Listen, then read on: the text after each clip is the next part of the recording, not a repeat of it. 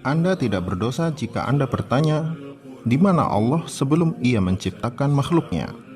Pertanyaan ini pernah dilontarkan oleh para sahabat kepada Rasulullah SAW, dan Rasulullah memberikan keterangan yang sangat jelas.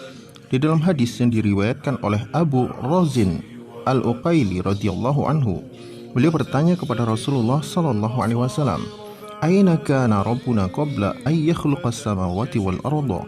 Qala kana fi ama'in ma fawqahu hawa'un wa ma tahtahu hawa'un thumma khalaqal arsya thumma istawa alaihi. Sahabat bertanya, di manakah Tuhan kami berada sebelum Ia menciptakan langit dan bumi? Rasulullah SAW menjawab, Ia berada di ama. Di atasnya tidak ada udara, di bawahnya tidak ada udara. Kemudian Dia ciptakan arsy lalu bersemayam di atasnya.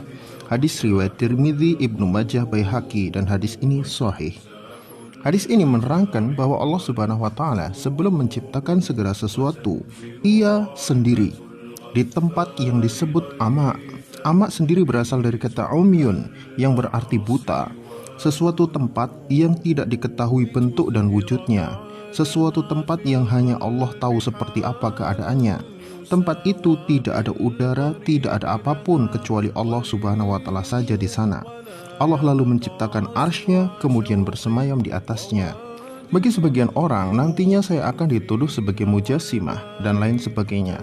Tapi saya mohon, kalau memang ada yang salah dalam apa yang saya sampaikan dalam video ini, silahkan dikoreksi, dalil dengan dalil, kitab dengan kitab. Itu saja. Jadi saya sampaikan apa adanya di dalam hadis, kemudian bagaimana para ulama berpendapat sesuai dengan hadis Rasulullah SAW. Di dalam hadis ini, yang pertama Allah ciptakan adalah arsy, yaitu singgasana yang hanya Allah yang tahu seperti apa wujudnya. Para ulama Islam telah menjelaskan masalah ini, bahwa istiwa yaitu bersemayamnya Allah di atas arsy adalah sesuatu yang maklum, yang diketahui. Kaifiyah, bagaimana cara Allah bersemayam, tidak ada yang tahu. Mempertanyakan hal itu adalah sesuatu yang dilarang. Penciptaan Allah Subhanahu wa Ta'ala terhadap arsy bukan berarti Allah Subhanahu wa Ta'ala butuh arsy, tetapi itu bagian dari kekuasaan Allah Subhanahu wa Ta'ala yang Allah sebutkan yakhluqu ma yasha. Kemudian ada wa yaf'alu ma yurid. Jadi Allah Subhanahu wa Ta'ala itu menciptakan apa yang Ia kehendaki, dan Allah juga mengerjakan apa yang Dia inginkan. Tetapi kehendak dan keinginan Allah tidak sama dengan makhluknya. Laisa kamitslihi syai'un wa huwas sami'ul basir. Tidak ada yang seperti Allah sesuatu apapun, dan Dia Maha mendengar lagi Maha melihat. Pernyataan bahwa jika Allah Subhanahu wa Ta'ala bersemayam di atas arsy berarti Allah Subhanahu wa Ta'ala terikat dengan waktu dan tempat. Benarkah hal itu? Pertanyaan ini hampir mirip dengan sebuah pertanyaan. Mengapa Allah ciptakan malaikat untuk diberikan tugas-tugas? Bukankah Allah mampu melakukan segalanya? Apakah Allah butuh bantuan malaikat? Tentu saja jawabannya adalah tidak. Penciptaan malaikat dengan ketaatan mereka kepada Allah Subhanahu wa Ta'ala adalah kehendak Allah tanpa mengurangi kekuasaan Allah. Begitu juga dengan arsy. Penciptaan arsy bukan berarti Allah butuh arsy, tetapi karena Allah berkehendak atas itu. Mengenai awal penciptaan ini, Allah Subhanahu wa Ta'ala pertama kali diciptakan adalah arsy-Nya di atas air. Di dalam hadis Bukhari disebutkan, Kana Allah wa lam yakun syai'un ghairuhu wa kana arsyuhu 'alal ma' wa kataba fi dzikri kulla syai'in wa khalaqas samawati wal arda. Allah telah ada dan tidak ada apapun yang ada selain Dia pada saat itu. Kemudian arsy-Nya di atas air tercipta. Kemudian Dia menuliskan di dalam Az-Dzikr, Lauh Al-Mahfudz, takdir segala sesuatu. Kemudian Ia ciptakan langit dan bumi. Hadis riwayat Bukhari jilid 6 halaman 289. Ada orang-orang yang meyakini bahwa alam ini dibentuk dari bagian tubuh Tuhan. Ini adalah kesalahan fatal.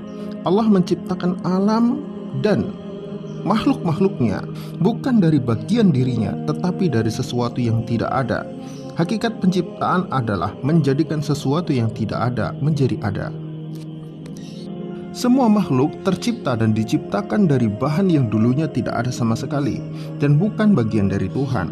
Allah itu tunggal secara jenis dan wujud, tidak akan bisa dibagi-bagi menjadi bentuk-bentuk yang lain.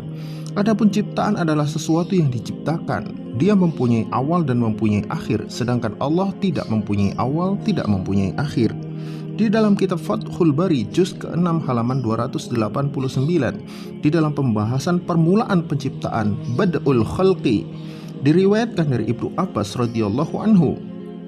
Beliau menjelaskan, Allah menciptakan Lauh Al-Mahfuz sejauh perjalanan 500 tahun. Kemudian Allah berfirman kepada pena sebelum menciptakan ciptaannya, dan ketika itu ia bersemayam di atas arsy-Nya. Tulislah, firman Allah. Pena menjawab, apa yang akan aku tulis? Allah berfirman, ilmuku dalam penciptaan hingga hari kiamat. Para ulama berselisih pendapat antara arsy dan pena, manakah yang diciptakan terlebih dahulu. Namun jika melihat hadis sebelumnya, maka arsy diciptakan sebelum pena. Kemudian masih di dalam kitab yang sama, halaman yang sama, dalam riwayat Nafi bin Zaid, beliau mengisahkan arsy Allah subhanahu wa ta'ala telah tercipta di atas air. Kemudian Allah menciptakan pena. Kemudian Dia berfirman, tulislah semua yang akan terjadi. Kemudian Dia menciptakan langit dan bumi dan apa-apa yang ada di dalamnya. Maka secara urutannya, setelah Allah subhanahu wa ta'ala menciptakan arsy dan air, arsy berada di atas air. Kemudian Dia tuliskan di dalam ad-dzikr takdir segala sesuatu. Kemudian diciptakan langit dan bumi. Wallahu a'lam bishawab. Begitulah yang dijelaskan oleh para ulama berdasarkan hadis Rasulullah SAW tentang permulaan penciptaan yang Allah lakukan. Perlu diingat baik-baik bahwa penciptaan bukan berarti Allah butuh atas makhluknya. Ketika Allah ciptakan arsy, bukan berarti Allah butuh arsy, tetapi itu adalah bukti kekuasaan Allah mampu menciptakan segala sesuatu. Ketika Allah ciptakan malaikat dan mereka diberikan tugas, bukan berarti Allah meminta bantuan malaikat, tetapi itu kehendak Allah mampu menciptakan makhluk-makhluk yang selalu taat kepada perintah-perintah Allah subhanahu wa ta'ala. Ketika Allah subhanahu wa ta'ala ciptakan jin dan manusia untuk beribadah kepada Allah subhanahu wa ta'ala, bukan berarti Allah butuh atas ibadah mereka, tetapi karena Allah subhanahu wa ta'ala berkehendak atas penciptaan mereka, dan Allah maha berkuasa menciptakan segala sesuatu. Di dalam hadis qudsi, Allah subhanahu wa ta'ala firmankan, Ya ibadi, law anna awwalakum wa akhirakum wa insakum wa jinnakum kanu ala atqa qalbi rajulin wahidin minkum ma zada dhalika fi mulki syai'an. Ya ibadi, law anna awwalakum wa akhirakum wa insakum wa jinnakum kanu ala afjuri qalbi rajulin wahidin ma naqasa dhalika min mulki syai'an. Wahai manusia, inilah Tuhan yang sesungguhnya, Tuhan yang ada sebelum segala sesuatu ada, yang tidak akan mati meski seluruh isi dunia mati, yang tetap hidup meski seluruh dunia ini binasa, yang tetap berkuasa meski segalanya hancur. Maha suci Allah dari segala tuduhan orang-orang kafir terhadapnya. Hampir lupa kami sampaikan, jangan pernah membayangkan wujud Allah subhanahu wa ta'ala. Akal kita ini mempunyai batasan, dan tidak layak bagi kita membayangkan wujudnya Allah subhanahu wa ta'ala seperti apa. Cukup sadari betapa kecil dan hinanya kita di hadapannya, agar kita tidak sombong. Segala apa yang ada di dunia ini adalah miliknya Allah subhanahu wa ta'ala, dan segala yang ada di akhirat juga miliknya Allah subhanahu wa ta'ala. Dengan menyembahnya sepenuh jiwa, Dia pasti akan memberikan sebagian dunia kepada kita, dan Dia berikan akhirat sebagai balasan atas ketaatan kita kepadanya. Wallahu a'lam bishawab.